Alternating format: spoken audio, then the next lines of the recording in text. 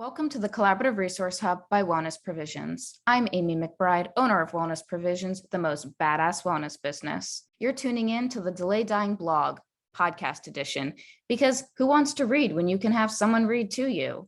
Unless you like using your eyeballs. Then catch every single essay over on the website. Just select ones, make it to the podcast.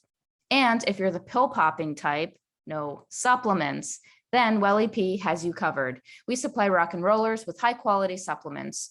We're a trustworthy place to go where you can essentially shop blindfolded. Last but not least, my legal disclaimer: nothing in this essay or the Collaborative Resource Hub substitutes medical advice. Please connect with your GP if you need medical guidance. These are my essays, my take on all things wellness, written to educate and inspire. Enjoy today's essay.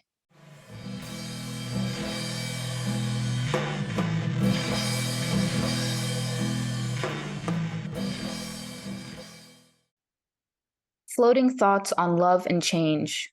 1. Maybe the person you loved is already gone. You see them around, you know they're alive, but they're gone. Maybe they talk to you, maybe they respond when you talk to them, but they're already gone. The person you fell in love with disappeared some time ago. You can't point to when, because it was gradual. Maybe it was every bash at your heart, every raw offense that made you cry, made you nauseous, made you hurt.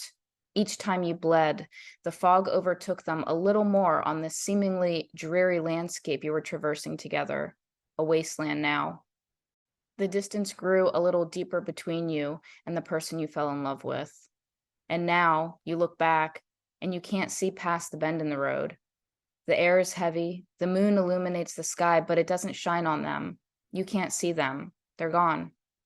But you know they're out there still walking under the same heavy sky as you are. The shell of them is the same. They look the same, but the person inside is different. It's not the same person you fell in love with. That person left. Now let them go. Bury it all 6 feet under the dry, crumbling earth. People change. You change. We all change. Love doesn't always keep up. Omnipresent but fickle. It can be both in the past and in the future at the same time. But that doesn't guarantee it's in the present. It can take on any form, slip through any crack, fill any space, and exaggerate any void. Love is timeless, and love is shapeless, and it's relentless. It will terrorize you in the present, but be a warm embrace in your past and an aching void in your future. People change. You change. We all change. And love just digs its heels in the moments that made your heart feel the most alive. You're caught, stuck, but time keeps going. Time moved forward, but love hasn't caught up. Love is fixed there, heels in the mud, sinking further and further into the earth. Love doesn't change with us. It's like a photograph caught in a single moment in time, a reflection of what once existed, but no longer does. And our hearts are too pure to let go, too emotional to turn away, too alive to die along with it. So we hold on. And we hold on so tight that our knuckles turn white until the skin finally cracks.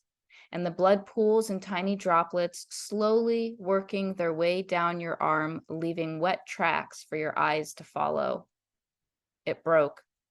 We broke together. You split one way and I split the other. It doesn't always have to be a collision that causes blood to surface. It can be subtle, quiet, gentle. It can happen so slowly, seemingly so effortlessly that you didn't even notice. And that's the change that hurts the most, the kind you don't notice until you're covered in blood. 2. Someone once asked me if I think the one exists. Is that elusive person who's supposed to be our forever really out there? Yes, my answer to that is yes.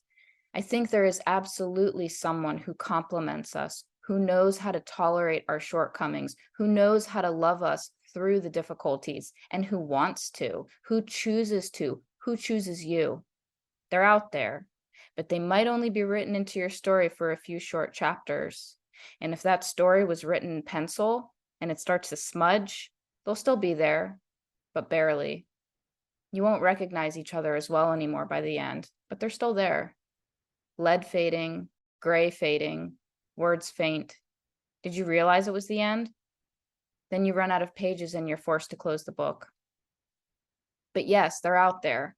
The one is out there. And if you're lucky enough to see them, see into them, love them at their core, appreciate them, all while not losing sight of yourself, you've succeeded.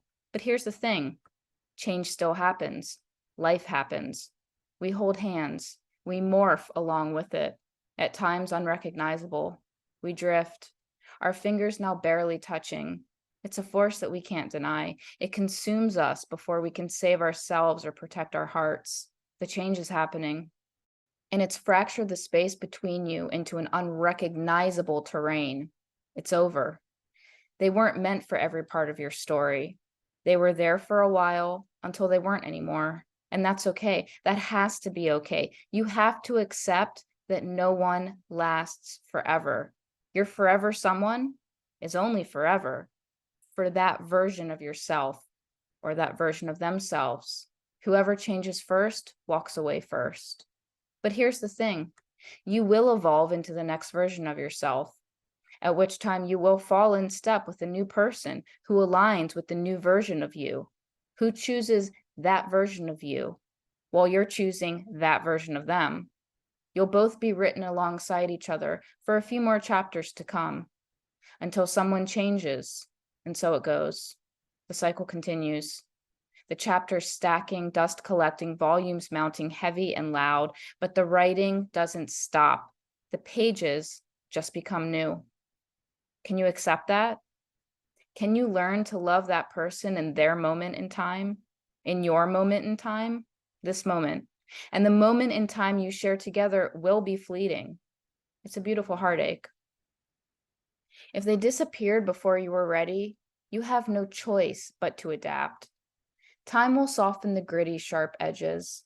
Love them from a distance, archived in your past, where memories float and mix with other versions of you, other versions of other people, walking recollections, meandering around the things you said, should have said, and wished you hadn't said, dodging daylight, strolling lawlessly down the alleys and back roads, truths in the shadows, only you can recognize them. 3. Expect nothing from them anymore, for they're not who you once knew. They only look the same on the outside, but inside they're different. Don't be fooled by the external appearance, the lure to pull you in. Bait. The version of them you loved is gone. No amount of searching will bring them back. Vaporized. You'll never be treated the same as you once were. Consider them gone. It's over. They cease to exist. Change is the only constant. To resist it is to cause suffering. Suffering is optional. Suffering is what you choose to do over and over to yourself. They don't make you suffer. You allow yourself to suffer just as you allow yourself to heal, to process your feelings, understand them, gather them up, collect them in a box over time, then take them out of the box, dissect them, reorganize them.